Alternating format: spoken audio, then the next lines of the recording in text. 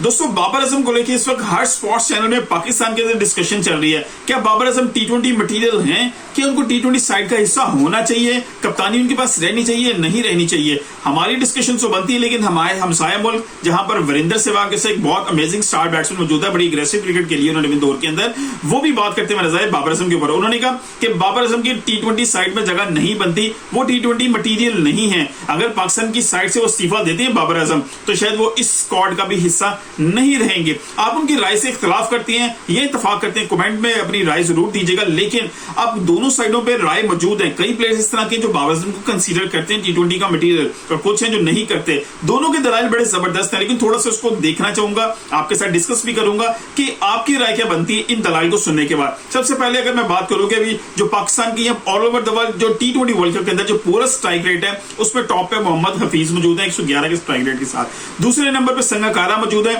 112 के strike rate के साथ। तीसरे नंबर पे बाबर आजम मौजूद है 112 के स्ट्राइक रेट के साथ। ये टी20 वर्ल्ड कप की मैं बात कर रहा हूं। ओवरऑल बाबर आजम का जो स्ट्राइक रेट है वो तकरीबन 128 129 के पास है ओवरऑल। और विराट कोहली के स्ट्राइक रेट को यहाँ पे डिस्कस करना बहुत जरूरी है, क्योंकि इन दोनों को बहुत कंपेयर किया जाता है। और जो विराट कोहली का स्ट्राइक है 131 के पास है ओवरऑल। अभी जो वर्ल्ड कप की कैंपेन चल रही है, 3 मैचों में जो है विराट कोहली वो भी परफॉर्म नहीं कर सके। दूसरी तरफ बाबर आजम जो है उन्होंने उनसे बेहतर परफॉर्म जरूर किया है, लेकिन वो पाकिस्तान टीम को क्रूशियल जो 2 मैचेस थे उनको जितवाने में कामयाब नहीं हो सके। इसलिए विराट कोहली के ऊपर डिस्कशन अभी नहीं हो रही, लेकिन बाबर आजम के ऊपर कंटिन्यूस डिस्कशन हो रही है। उसकी वजह से ये है कि उनकी जो सिक्सेस मारने की एबिलिटी है वो इंप्रूव नहीं हो रही, वो इंप्रोवाइज नहीं कर पा रहे प्रॉपर्ली। इसी वजह से उनको कंसीडर नहीं किया जा रहा कि उन्होंने जिस तरह के 4 मैचेस खेले हैं पाकिस्तान टीम में, 3 मैचेस, चारों मैचेस के अंदर पाकिस्तान के जो कप्तान बाबर आजम है उनकी तरफ से कोई स्ट्राइक नजर नहीं आ रहा, उनके से अग्रेशन नजर नहीं आ रहा, वो नजर ही नहीं आ रहा कि वो टी20 क्रिकेट खेल रहे हैं। सीम्स लाइक कि या वो 50 ओवर की क्रिकेट खेल रहे हैं या वो टेस्ट क्रिकेट खेल रहे हैं, तो मैच को लंबा लेके जा रहे हैं, डीप लेके जा रहे हैं और बॉल डॉट बॉल बहुत ज्यादा खेल रहे हैं। इस वजह से वो अंडर क्रिटिसिज्म बहुत ज्यादा चल रहे हैं।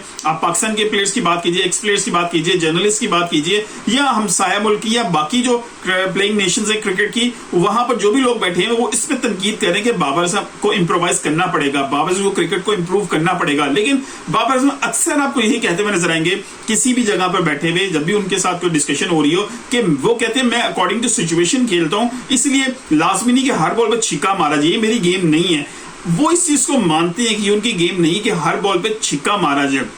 नो डाउट टी20 क्रिकेट के अंदर ये डिपेंड भी बहुत करता है कि आपके सामने पिच कैसी है। अगर तो आपकी पिच बैट्समैन को फेवर करती है तो फिर तो बैट्समैन जा सकते हैं हर दूसरी से तीसरी बॉल को हिट मारने। लेकिन अगर वो पिचेस हो न्यूयॉर्क जैसी, फ्लोरिडा जैसी, जैसे अमेरिका के अंदर पिचेस बनी है, तो इट इज नॉट पॉसिबल। अगर आप उस ओवरऑल पूरा उस पोर्शन को निकाल के देखें जो अमेरिका के अंदर खेला गया, वहां पर पिचेस टफ थी, वो क्रूशियल पिचेस थी, वहां पर बहुत ज्यादा रन जनरेट नहीं कर सकी टीम, वहां पर कंपटीशन बहुत टाइट रहा है। बॉलर्स के लिए बहुत ज्यादा कुछ था, लेकिन बैट्समैन बहुत ज्यादा मोहतात होकर खेल रहे थे।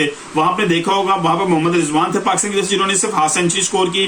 उधर से जो है साउथ अफ्रीका के बैट्समैन थे जो है उन्होंने एक बड़ी जबरदस्त हाफ सेंचुरी स्कोर की, साउथ अफ्रीका को मैच जिताया। तो ओवरऑल सिचुएशन वहां पे बहुत ज्यादा टाइट थी। फिर जो इंडिया की तरफ से भी एक हाफ सेंचुरी आपको देखने को मिली। तो ओवरऑल बहुत ज्यादा टाइट सिचुएशन थी। आपको कोई 150 के रन के जो है ना मैचेस भी इजीली देखने को नहीं मिले जो अमेरिका के अंदर खेले गए मैचेस। तो बाबर आजम भी इन सर्कमस्टांसेस के अंदर, अगर आप सिर्फ तनकीद करेंगे टी20 वर्ल्ड कप के अंदर पाकिस्तान के जो कप्तान है वो परफॉर्म नहीं कर सके, फिर तो ये तनकीद बेजा है, नाजायज है। उसकी वजह यह कि वो कंडीशन ही इस तरह की नहीं थी जहां पर इंप्रोवाइज किया जा सके। लेकिन फिर भी कुछ मौके ऐसे जरूर थे जहां पाकिस्तानी टीम जो है ओवरऑल, सिर्फ बाबर आजम नहीं, ओवरऑल टीम फेल हुई है इंप्रोवाइज करने में, शॉट्स की सिलेक्शन के अंदर और जो है अटैक करने में। लेकिन बाबर आजम के हवाले से तनकीद इस वजह से भी ज्यादा होती है कि वो फ्रंट पे रहते हैं, मेन कैप्टन है, मेन प्लेयर है, तो उनके ऊपर तनकीद इसलिए भी ज्यादा होती है। अब दूसरी वजह, लोग कहते हैं कि बाबर आजम को टी20 का साइड का हिस्सा क्यों होना चाहिए। उसकी एक बड़ी वजह यह है कि बाबर आजम के अलावा अगर आप ओवरऑल देखें, कोई प्लेयर इस तरह नजर नहीं आता जो बैच को एंड तक लेके जा सके।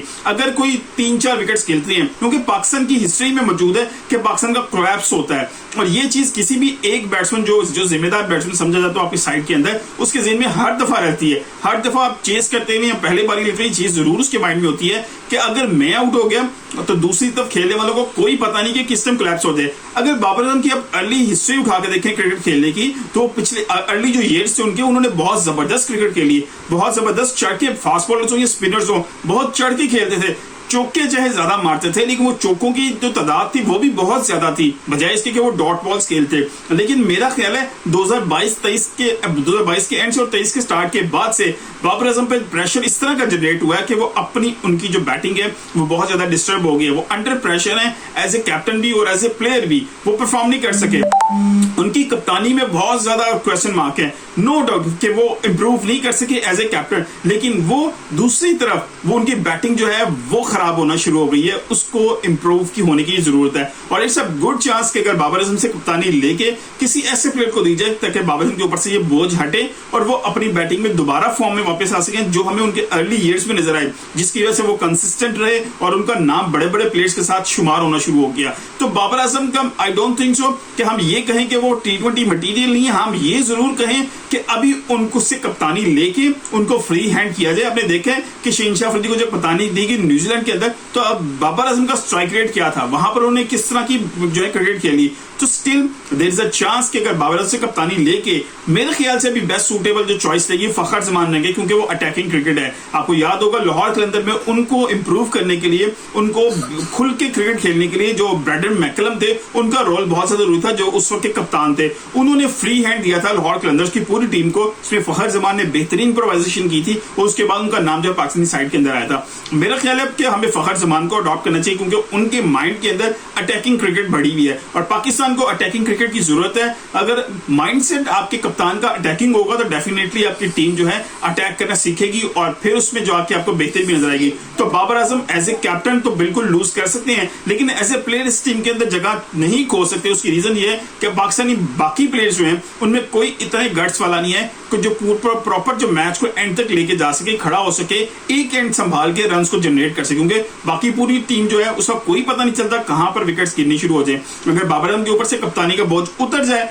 तो फिर डेफिनेटली बाबर आजम अच्छा परफॉर्म करते हुए नजर आएंगे। वीरेंद्र सहवाग की जो राय है वो भी किसी हद तक ठीक है, लेकिन वो शायद इस चीज एस्पेक्ट को मिस कर रहे हैं कि जो प्रेशर बाबर आजम के ऊपर है अगर वो रिमूव होता है तो वो दोबारा वही विंटेज बाबर आजम हमें देखने को मिल सकते हैं जो अर्ली क्रिकेट के उनके करियर के अंदर में नजर आए थे, जहां जिनको किंग कहा जाना शुरू हो गया था जिस परफॉर्मेंसेस की वजह से। तो शायद वो चीज हमें दोबारा देखने को मिल सकती है। मिलते हैं अगली किसी वीडियो के साथ, अपना बहुत ध्यान रखिएगा। अल्लाह हाफिज।